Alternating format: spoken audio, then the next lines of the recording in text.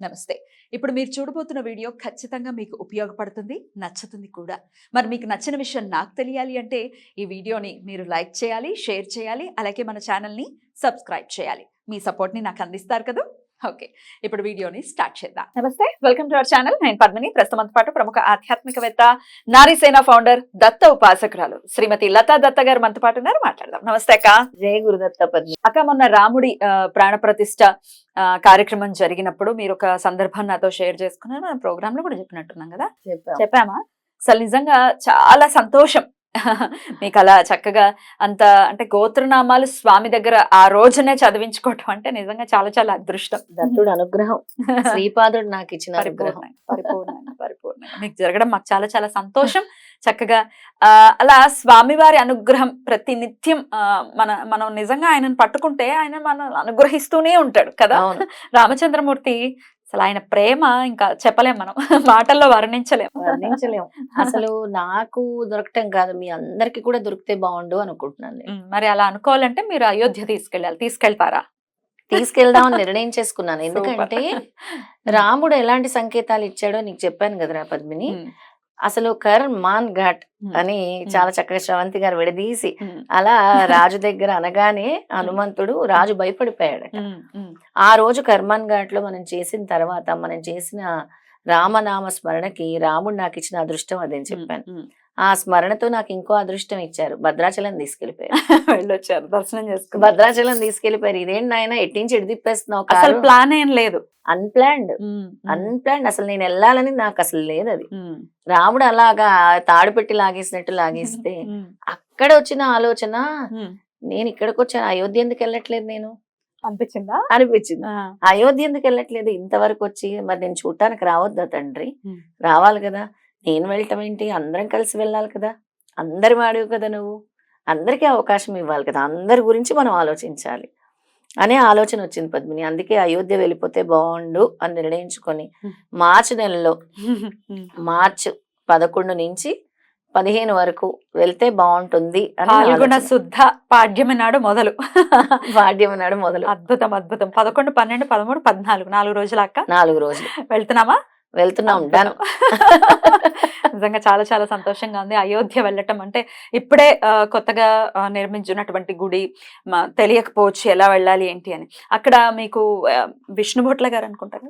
అవును, యజ్ఞ విష్ణుభట్ల గారు. ఆయన అన్నారు, మీకు ఎందుకు మేడం మీరు వచ్చేసేయండి అంటే, నేను కాదండి, నాతో పాటు పెద్ద సైన్యం వస్తుందంటే సైన్యాన్ని కూడా తీసుకెళ్ళి చాలా 30 మంది 40 మంది 50 మంది అందరూ రండి అని అన్నారు. అలా మనము వెళ్ళిపోతున్నాము. 11వ తారీఖు బయలుదేరుతున్నాం. 11 అంటే ట్రైన్ లోనే వెళ్తాం. ట్రైన్ లోనే వెళ్తాం. డైరెక్ట్ ట్రైన్లే ప్రయత్నిస్తున్నాం. ఒకవేళ డైరెక్ట్ ట్రైన్లు దొరకకపోతే ఎక్కడి నుంచైనా కనెక్షన్ ఉన్నా కూడా we will make it possible. అలా బస్ లో అయితే చాలా దూరం కాబట్టి ఇట్ ఈస్ నాట్. ట్రైన్ లోనే దాదాపు 30 గంటలు 30 గంటలు పడుతుంది. ఇప్పుడు మధ్య తరగతి వాళ్ళకి కూడా అందుబాటులో ఫ్లైట్ లో వెళ్ళిపోవచ్చు, కానీ అది చార్జెస్ చాలా ఎక్కువైపోతాయి కాబట్టి మనం ఫ్లైట్ ఆప్ట్ చేయట్లేదు. సో ట్రైన్ లో అయితే మనకి థర్డ్ ఏసీలో థర్డ్ ఏసీలో తీసుకెళ్తాం. రైట్, థర్డ్ ఏసీ అయితే బాగుంటుంది. ఇక బలరాముడు మన కోసం వచ్చినప్పుడు 500 ఏళ్ల తర్వాత, ఆఫ్టర్ 500 years, మరి మనం వెళ్ళాలా వద్దా? వెళ్ళాలి అని ఆయన అసలు రావాలి అని చెప్తున్నారు. వెళ్ళటమే కాదు పద్మిని, అసలు రాముడి దగ్గరికి ఉట్టి చేతులతో వెళ్తామా? వెళ్ళమాక. అసలు ఇంతమంది ఇన్ని ఇస్తున్నారు, మరి ఏమి ఇవ్వగలము? అసలు నీ పాదాల దగ్గర ఉండేవి ఏమి ఇవ్వగలము? ఇదంతా భద్రాచలంలోనే వెళ్తున్నప్పుడు వస్తున్న ఆలోచనలు. రాముడి దగ్గరికి వెళ్తున్నాము, మరి రామయ్యకి ఏమి ఇవ్వగలను? ఒక లడ్డువా? కాదు కదా.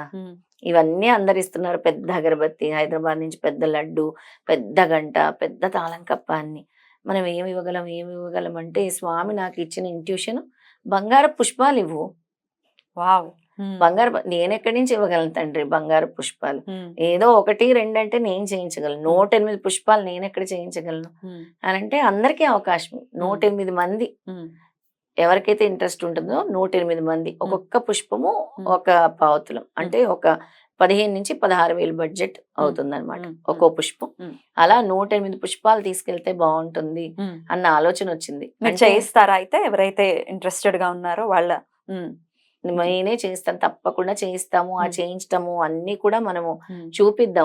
ఏ విధమైనటువంటి పుష్పము, ఎలాంటి పుష్పం అనుకుంటున్నామో స్వామి వారికి అన్నిటికంట ఈ పుష్పాలైతే స్వామి పాదాల మీద అష్టోత్తరం చదివినా కూడా స్వామి పాదాలు చెంతకెళ్తాయి అనే స్ఫురణ కలిగింది పద్మిని. బ్యూటిఫుల్ ఈ అవకాశం నాకు కాదు, నాతో పాటు అందరికీ కూడా కల్పించాలి అన్న ఆలోచన కలిగింది. బ్యూటిఫుల్. అయితే యాత్రికులు ఖచ్చితంగా ఇవ్వాలి అనే రూల్ ఏం లేదు, ఎవరైతే చేయదలుచుకున్నారో వాళ్ళు ఇవ్వచ్చు. యాత్రికులు ఇవ్వాలని రూల్ ఏం లేదు, ఎవరికైతే ఇష్టమో, మ్మ్. ఎవరైతే రాముడికి ఇవ్వగలరో. తమ వంతుగా మేము కూడా 108 పుష్పాల్లో మేము కూడా 1వ నెంబర్ అవుతాము, 10వ నెంబర్ అవుతాం, 20వ నెంబర్ అవుతాం, 20వ పుష్పం అవుతాం అని అందరికీ అవకాశం ఇచ్చే విధంగా నాకు భగవంతుడు సంకల్పించిన ఆలోచన అనుకుంటున్నాను. ఎప్పుడు నేను కాదు మనంతోనే ముందుకెళ్తాను కాబట్టి ఎప్పుడు మనం అన్నట్టే ఆలోచన వస్తుంది పద్మిని, నాకు అలాగే వస్తుంది. రైట్. సో అద్భుతంగా స్వామికి యాత్ర చేయటమే కాదు, ఆ పుష్పాలను కూడా 108 బంగారు పుష్పాలని కూడా స్వామి వారికి ఇవ్వాలి అనే స్ఫురణ స్వామి ఇవ్వటం నిజంగా పూర్వజన్మ సుకృతంగా భావిస్తున్నాం. అంతే. ఎంతో కొంత శ్రీరామచంద్రమూర్తికి అసలు పాదాభివందనం, అలాగే హనుమంతుడికి, ఇద్దరికి, అంతే, సీతమ్మ తల్లికి, మొత్తం పరివారానికి. అద్భుతం అద్భుతం, చాలా అద్భుతమైనటువంటి తలంపు. ఇది కూడా దిగ్విజయం అవ్వాలని మనస్ఫూర్తిగా కోరుకుంటున్నాను.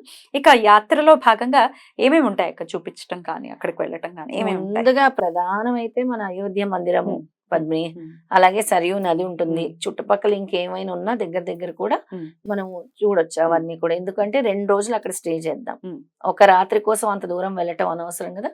2 రాత్రులు అక్కడ స్టే చేసి చక్కగా అన్ని చూసుకుని వద్దాం. ఏమేం ప్రదేశాలు మళ్ళీ మన భక్తులు వచ్చేదాన్ని బట్టి ముందు అన్ని ప్లాన్ చేసి అన్ని కూడా అనౌన్స్ చేద్దాం. ఓకే, ఇది మార్చ్ 11, 12, 13, 14 తారీఖుల్లో జరుగుతోంది కాబట్టి ఇంకాస్త సమయం ఉంది. ఇప్పటి నుంచే ప్రిపేర్డ్ గా ఉంటే డెఫినెట్ గా అన్ని ప్లాన్స్ అయిపోతాయి. సో మొత్తం అకామిడేషన్ కానీ, ఫుడ్ కానీ, ట్రావెల్ కి సంబంధించిన ఖర్చులు కానీ అన్ని మీరే చూసుకుంటారు? అన్ని మనమే చూసుకుంటాం. వెళ్ళేది కూడా రామనామ స్మరణతోనే వెళ్తాం. రామ రామ, ఎందుకంటే ఆ మంత్రమే ఒక అగ్ని బీజం. ఆ మంత్రాన్ని పట్టుకొని హనుమంతుల వారు చిరంజీవులు అయిపోయారు. ఆ రామనామాన్ని పట్టుకుంటే సర్వ పాపాలు పటాపంచలవుతాయి.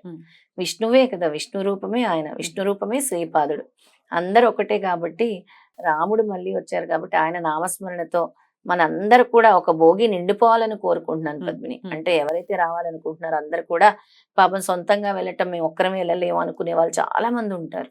మేము వెళ్ళలేము కానీ రాముడిని చూడాలి, ఆ రాముడిని చూడాలి, ఆయన దర్శనం చేసుకోవాలి, అక్కడ పాదం పెట్టాలి అని ఎంతో మందికి ఉంటుంది. వాళ్ళందరి కోసమే ఆలోచించాను. ఈ విధంగా ఆలోచించడం కాదు, రాముడు కల్పించిన స్ఫురణ అనుకుంటున్నాను. అద్భుతం అక్క.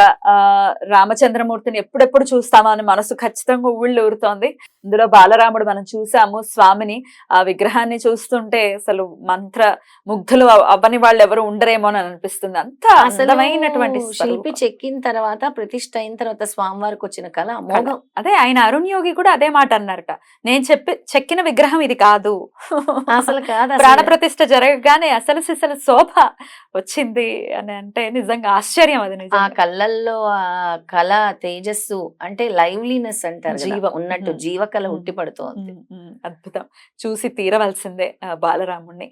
మరి మీరు కూడా మాతో రావాలి అని అనుకుంటే మీరు రిజిస్టర్ చేసుకోవాల్సి ఉంటుంది. కింద స్క్రోల్ అవుతున్న నంబర్కి మీరు కాల్ చేస్తే మిగతా డీటెయిల్స్ అన్ని అందించడం జరుగుతుంది. మరి ఈ రామచంద్రమూర్తిని చూసేటటువంటి భాగ్యం కలిగించడం, వెళ్ళటం ఆయన అనుజ్ఞ ఖచ్చితంగా. మళ్ళీ చరిత్రలో నిలిచిపోయినటువంటి ఘట్టం. మనం అంటే ఈ కాలంలో మనం ఉండటం మన అదృష్టం కదా.